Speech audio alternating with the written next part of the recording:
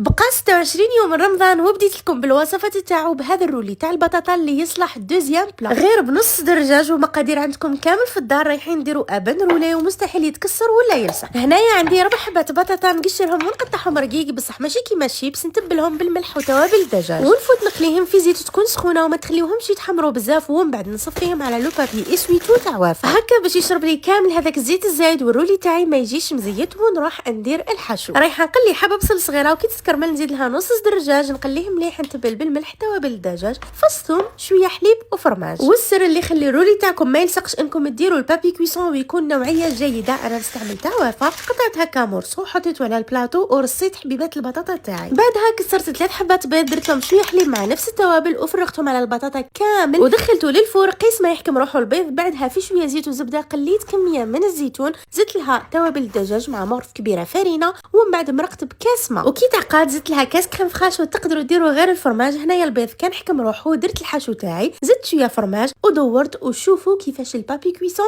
يتنحى بسهوله. راح نرجعوا للبلاطو وندلو فرماج سلايس من فوق ولا ديروا غير رابي وحطوا في الفور جيست ما يذوب الفرماج وقدموه مع لا صوص تاع الزيتون اللي تجيب بزاف بنينه. حطيت من فوقها الرولي، حطيت شويه صوص مع طوماط سوريز وشويه معدنوس وشوفوا كي قطعتوه كيفاش يجي من داخل. طبق راقي وبزاف بنين. انا نديرو شحال من مره غير خبيو لا غوسيت وهذا ما كان.